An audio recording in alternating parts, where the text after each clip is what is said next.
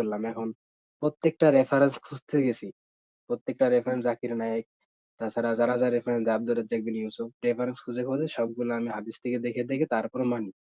কিন্তু কি জানি একটা প্রশ্ন আমি YouTube এ সার্চ করতে যেয়ে আপনার ভিডিও পাই। সেদিন থেকে আপনার ভিডিওগুলি দেখি। ওই রেফারেন্স নিয়ে আমি আবার ওইখানেই আমি হাদিস পড়ি। বুঝছেন ভাই? এখন আমার আরকি মোটামুটি এখন নামাজ এক ওয়াক্ত পড়ি না। শুক্রবারের হ্যাঁ, নামাজে হ্যাঁ। বিপদে হাদিস পড়লে পড়তে যদি গিয়া থাকে বিপদ সেক্ষেত্রে হয়ে গেল পড়ি। নাকি? বিপদ হয়ে গেল তাইলে হাদিস পড়তে গিয়া নাকি? হ্যাঁ ভাই, এটা তো বিপদ। আমার আরকি আমার জন্য বিপদ না, যদিও আমার ধর্মের জন্য সবথেকে বিপদ।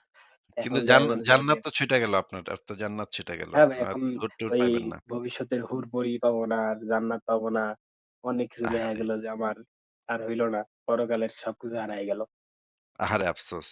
ইস! কত কিছু এখন করতে পারতেন। পারলেন এখন না। দেখা গেল পাইলেন ভাই, না আমি কিছু। এখন কিন্তু ওই শিবিরের মাঝে থাকি। এখন মনে করেন যে শিবির যে সদস্য আছে, জেলা সভাপতি সহ আরো শহর শাখায় থাকি তো।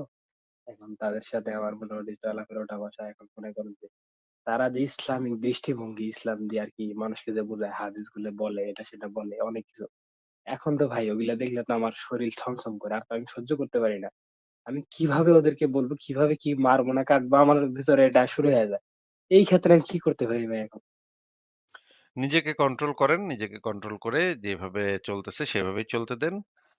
ধীরে, ধীরে নিজের ক্যারিয়ারটা ঠিক করেন। এমন একটা ক্যারিয়ার তৈরি করেন যেই ক্যারিয়ারে আপনি আপনার জীবন এবং আপনার পরিবারের জীবন আপনি আ বহন করতে বললাম এখন প্রত্যেকটা রেফারেন্স খুঁজতে গেছি। প্রত্যেকটা রেফারেন্স জাকির নায়েক, তাছাড়া যারা রেফারেন্স আব্দুর রাজ্জাক বিন ইউসুফ, রেফারেন্স খুঁজে সবগুলো আমি হাদিস থেকে দেখে তারপরে মানি। কিন্তু কি জানি একটা প্রশ্ন আমি YouTube এ সার্চ করতে যেয়ে আপনার ভিডিও পাই। সেদিন থেকে আপনার ভিডিওগুলি দেখি। ওই রেফারেন্স নিয়ে আমি আবার ওইখানেই আমি হাদিস পড়ি। বুঝছেন ভাই? এখন আমার আরকি মোটামুটি এখন নামাজ এক ওয়াক্ত পড়ি না। শুক্রবারের হ্যাঁ, নামাজে হ্যাঁ। বিপদে হাদিস পড়লে যদি পড়তে কেউ গিয়া থাকে বিপদ সেক্ষেত্রে হয়ে গেল পড়ি। নাকি? বিপদ হয়ে গেল তাইলে হাদিস পড়তে গিয়া নাকি? হ্যাঁ ভাই, এটা তো বিপদ। আমার আরকি আমার জন্য বিপদ না, যদিও আমার ধর্মের জন্য সবথেকে বিপদ। এখন কিন্তু দেখা গেল যে জান্নাত তো ছুইটা গেল আপনার। আর তো জান্নাত ছুইটা গেল। হ্যাঁ ভাই, আর এখন হুর-টুর ওই পাইবেন না। ভবিষ্যতের হুরপরি পাবো না, আর জান্নাত পাবো না। অনেক কিছু দেখা আহারে! গেল যে আমার আর হইল না। পরকালের সবকিছু হারায় গেল। আহারে আফসোস! ইস! কত কিছু এখন করতে পারতেন। পারলেন এখন না। দেখা গেল পাইলেন ভাই, না আমি কিছু। এখন কিন্তু ওই শিবিরের মাঝে থাকি।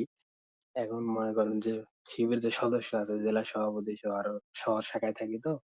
এখন তাদের সাথে আমার মোটামুটি চলাফেরা ওঠা বসা, এখন মনে করেন যে তারা যে ইসলামিক দৃষ্টিভঙ্গি, ইসলাম দিয়ে আরকি মানুষকে যে বুঝায়, হাদিস গুলো বলে, এটা সেটা বলে অনেক কিছু। এখন তো ভাই ওগুলা দেখলে